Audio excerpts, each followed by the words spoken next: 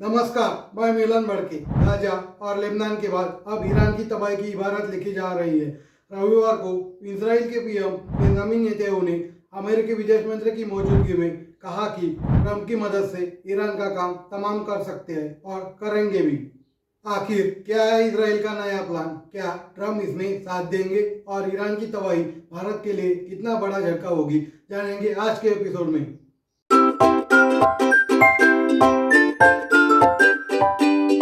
America के विदेश मंत्री मार्को रूबियो रविवार को इजराइल में थे। रूबियो से मुलाकात के बाद नेतन्याहू ने कहा कि हमने कई मुद्दों पर चर्चा की है, जिनमें सबसे महत्वपूर्ण ईरान का मुद्दा था।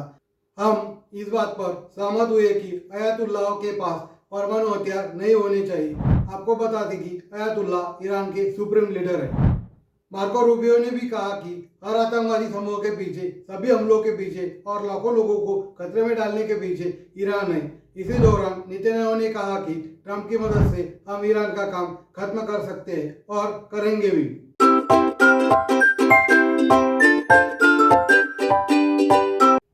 पहला है परमाणु बम बनाने से रोकना। अमेरिका की खुफिया एजेंसियों ने दावा किया है कि ईरान के वैज्ञानिकों की एक सीक्रेट टीम तेहरान में परमाणु बम पर बड़ी तेजी से काम कर रही है। अमेरिकी अधिकारियों का कहना है कि ईरान के पास पुराने स्टाइल का परमाणु हथियार बनाने का प्लान है। वो जल्दी से परीक्षण करके परमाणु शक्ति बनने की घोषणा कर सकता है। जेएनयू के प्रोफेसर और विदेश मामलों के विशेषज्ञ राजन कुमार के मुताबिक नेतन्याहू की धमकी देकर ईरान पर दबाव बनाना चाहते हैं ताकि वह परमाणु बम न बना सके। दूसरा है हमास और हिजबुल्लाह का समर्थन हटाना। भारत में ईरान के राजदूत इराद इलाही ने अक्टूबर 2024 में एक इंटरव्यू के दौरान कहा था कि ईरान का मानना है कि हमास कोई आतंकवादी संगठन नहीं है। वो हमास और हिजबुल्लाह का समर्थन कर रहा है और आगे भी जारी रखेगा।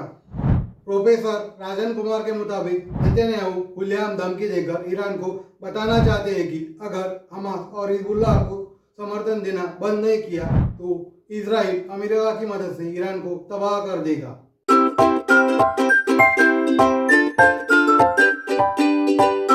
ईरान को लेकर डोनाल्ड ट्रंप के 3 बड़े बयान हैं। पहला है 5 फरवरी 2025 का। डोनाल्ड ट्रंप ने ईरान को खुली चुनौती देते हुए कहा कि अगर तेहरान में मेरी हत्या करने की कोशिश की तो मैं उन्हें निस्तानाबूद कर दूंगा। दूसरा है 25 सितंबर 2024 का। ट्रंप ने चुनावी रैलियों में कहा था कि अगर ईरान किसी अमेरिकी व्हाइट हाउस उम्मीदवार या पूर्व राष्ट्रपति को नुकसान पहुंचाने में शामिल है तो उसे तबाह कर देंगे। तीसरा है 10 अगस्त 2024 का। डोनाल्ड ट्रंप ने ईरान पर उनके चुनावी अभियान को हैक करने का आरोप लगाया था। डोनाल्ड ट्रंप ने इलेक्शन कैंपेन के दौरान कई बार ईरान को तबाह करने की बात कही थी, लेकिन राष्ट्रपति बनते ही उनके सुर बदल गए। 8 फरवरी को एक इंटरव्यू के दौरान ट्रंप ने ईरान पर हमले की बात का खंडन किया। ट्रंप ने कहा कि मैं चाहता हूं कि ईरान एक महान और सफल देश बने, लेकिन ऐसा देश जिसके पास परमाणु हथियार न हो।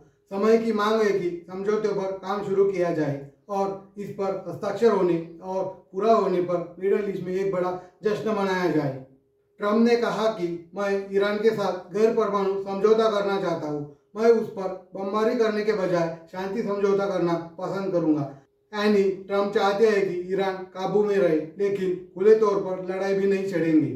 बीएचयू में यूनेस्को चेयर फॉर पीस के प्रोफेसर प्रियंकर उपाध्याय का कहना है कि ट्रंप ईरान पर हमले के लिए इजराइल का खुलकर समर्थन नहीं करेंगे। हालांकि ट्रंप हथियार या फंड देकर इजराइल की मदद कर सकते हैं।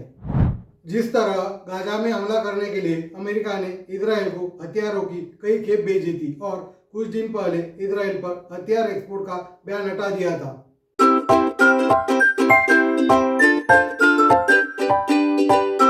पेंटागन की एक रिपोर्ट के मुताबिक इजराइल 2 तरह से ईरान को तबाह करने की प्लानिंग कर रहा है। पहला है ईरान के परमाणु प्रोजेक्ट को खत्म करना। इजराइल अमेरिका की मदद से ईरान के परमाणु प्रोजेक्ट वाले इलाके को तबाह करना चाहता है, जिससे ईरान परमाणु देश न बन पाए।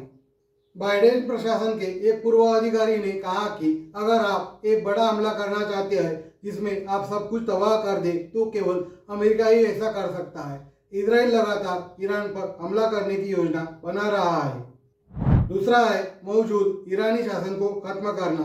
इजराइल ईरान में खामेनेई की सरकार को गिराना चाहती है क्योंकि खामेनेई ने खुलेआम और हमास हिजबुल्लाह के समर्थन से इजराइल पर कई बार हमले किए हैं।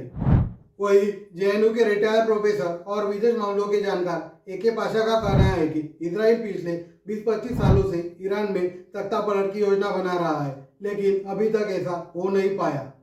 ईरान की जनता भी जानती है कि इजराइल उनका दुश्मन है।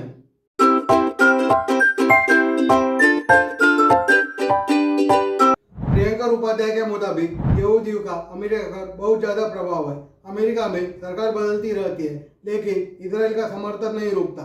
अमेरिका का राष्ट्रपति कोई भी हो, वो हर तरह इजराइल की मदद करते हैं। इसलिए अमेरिका भी ईरान से दुश्मनी माने बैठा है। हालांकि इस दुश्मनी के पीछे कुछ ऐतिहासिक वजह भी है। 1979 में ईरान में इस्लामिक क्रांति आई थी। अयातुल्लाह अली खामेनेई की अगुवाई में शाही शासन को खत्म कर दिया गया और ईरान एक इस्लामिक गणराज्य बन गया। इस क्रांति में अमेरिकी ने शाही शासन का साथ दिया था क्योंकि यह अमेरिका के करीब था। इस वजह से ईरान में अमेरिका का विरोध बढ़ गया।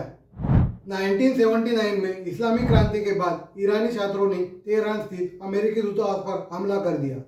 वहां मौजूद 52 अमेरिकी नागरिकों को 444 दिनों तक बंधक बना लिया। इस घटना ने अमेरिका और ईरान के रिश्ते में दरार डाल दी। ईरान की परमाणु प्रोजेक्ट की वजह से दोनों की दुश्मनी बढ़ गई। अमेरिका और पश्चिमी देशों को यह डर है कि ईरान परमाणु हथियार बनाकर मिडल ईस्ट पर दबदबा बना सकता है। इसे रोकने के लिए अमेरिका ने ईरान पर कड़े आर्थिक प्रतिबंध भी लगाए।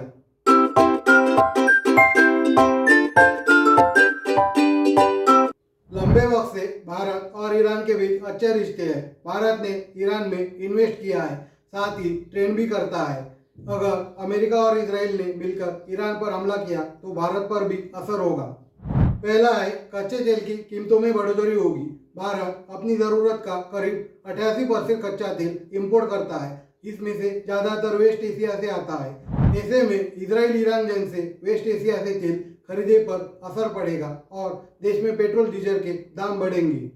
अमेरिकी इन्वेस्टमेंट बैंक मॉर्गन स्टैनली की एक रिपोर्ट के मुताबिक अगर कच्चे तेल के एक बैरल की कीमत $10 का उछाल पाता है तो भारतीयों को इसके लिए 0.5% ज़्यादा रकम देनी पड़ सकती है। कच्चे तेल की कीमतों में उछाल से भारत का इंपोर्ट बिल बढ़ सकता है, जिससे व्यापार घाटा बढ़ेगा और डॉलर के मुकाबले रुपया कमजोर होगा। दूसरा है बायलैटरल ट्रेड को नुकसान होगा। ईरान पर अमेरिका के प्रतिबंधों का असर भारत के ट्रेड पर पड़ा है। ईरान के साथ भारत का ट्रेड 2019 में $17 बिलियन से घटकर 2023 में $2.33 बिलियन रह गया। ऐसे में अगर इजराइल ईरान के जंग के हालात बनते हैं तो भारत ईरान के व्यापार में और भी गिरावट आ सकती है। हालांकि इजराइल के साथ भारत के मजबूत आर्थिक और रक्षा संबंध होने के बावजूद बायलैटरल ट्रेड यानी दोनों ओर से होने वाले व्यापार में गिरावट आई है। ये 2023 में $10.77 बिलियन से घटकर 2024 में $6.53 बिलियन रह गया। तीसरा है दलाल स्ट्रीट पर उथल पुथल। कच्चे तेल के दाम बढ़ने और बिगड़ती जियोपॉलिटिक्स से शेयर मार्केट में भी निगेटिव असर पड़ सकता है। इससे एनर्जी, ऑटोमोबाइल और एयरलाइन सेक्टर के शेयरों पर असर पड़ेगा। पिछले साल 3 अक्टूबर को इजराइल ईरान के बीच तनाव बढ़े तो सेंसेक्स और निफ्टी में 2% से ज़्यादा गिरावट आई थी। चौथा है फ्लाइट्स के रूट बदलेंगे। वेस्ट एशिया में तनाव बढ़ने से फ्लाइट्स रद्द हो सकती है या उनके रूट बदल सकते हैं। ऐसा पिछले साल भी हुआ था। अक्टूबर 2024 में एयर इंडिया ने सुरक्षा दिक्कतों का हवाला देते हुए तेल अवीव से आने जाने वाली उड़ानें रद्द कर दी थी, जबकि विस्तारा और इंडिगो जैसी एयरलाइन ईरानी एयर जोन से परहेज कर रही थी। एयर रूट्स बदलने से यूरोप, वेस्ट एशिया और साउथ एशिया से आने जाने वाली एयरलाइन के लिए रूट लंबे होंगे, जिससे लागत बढ़ेगी और किराया भी बढ़ सकता है। पांचवा है चाबहार पोर्ट और ट्रेड रूट पर रुकावटें। भारत ने ईरान को चाबहार पोर्ट के लिए करीब $370 मिलियन दिए हैं। इसमें $250 मिलियन कर भी शामिल है। भारत ने स्ट्रैटेजिक और इकोनॉमी के तौर पर ईरान में चाबहार पोर्ट में इन्वेस्ट किया है। जंग होने से चाबहार पोर्ट बंद भी हो सकता है। इसके अलावा ओमान की खाड़ी, होर्मुज स्ट्रेट, फारस की खाड़ी, सुएज कैनल और रेड सी से गुजरने वाले ट्रेड रूट भी प्रभावित हो सकते हैं। भारत इन्हीं रूट्स के जरिए यूरोप, नॉर्थ अफ्रीका और साउथ अफ्रीका के बाजारों में माल पहुंचाता है। रूट्स बदलने से लागत और समय ज़्यादा लगेगा। चाबहार पोर्ट बंद होने और ट्रेड रूट बदलने से भारत को नुकसान हो सकता है।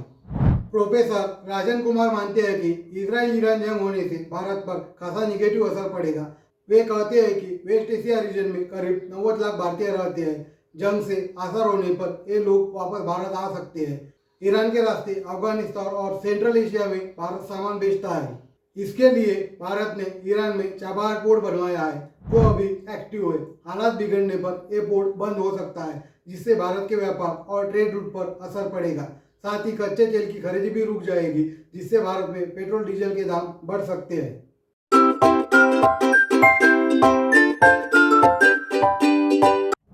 अमूमन ईरान को रूस और चीन का सपोर्ट मिलता रहा है, लेकिन ट्रंप के राष्ट्रपति बनने के बाद वैश्विक राजनीति और अंतर्राष्ट्रीय संबंध बदल रहे हैं। अमेरिका ने रूस और चीन के साथ नजदीकियां बढ़ाने की कोशिश की है। ऐसे में एक्सपर्ट का मानना है कि रूस और चीन इस जंग से सीधे तौर पर शामिल नहीं होंगी। रूस ईरान मामलों के जानकार और रशियन इंटरनेशनल अफेयर काउंसिल के एक्सपर्ट निकिता स्मैगन मानते हैं कि ईरान को बचाने के लिए रूस कोई भी जल्दबाजी नहीं करेगा। स्मैगन के मुताबिक रूस और ईरान के बीच अच्छे रिश्ते हैं। ऐसे में रूस इस बात पर खुश नहीं होगा कि इजराइल और अमेरिका ने मिलकर उसके कुछ भरोसेमंद अंतर्राष्ट्रीय साथियों से एक ईरान पर हमला कर दिया। हालांकि इससे रूस को कोई खास दिक्कत नहीं होगी। ऐसा ही प्रोफेसर राजन कुमार मानते हैं। वे कहते हैं आमतौर पर रूस और चीन ईरान को बाहर से मदद करते आए हैं। अभी रूस यूक्रेन जंग जारी है और ट्रंप की पॉलिसी प्रो रूस है। ऐसे में रूस आगे नहीं आएगा। चीन कुछ मदद कर सकता है, लेकिन कितनी मदद करेगा ये जंग के दौरान देखना पड़ेगा। इसके अलावा ईरान को एक्सिस ऑफ रेजिस्टेंस का सपोर्ट है, जिसे ईरान ने ही मिडल ईस्ट के मिलिशिया और पॉलिटिकल ऑर्गेनाइजेशन को मिलकर बनाया है। इसमें informal network Hezbollah, Islamic resistance, popular mobilization forces जैसी फोर्सेस शामिल है। इस नेटवर्क का काम मिडल ईस्ट में अमेरिका और इजराइल का मुकाबला करना और उसे चुनौती देना है। नमस्कार, मैं मिलन भड़की।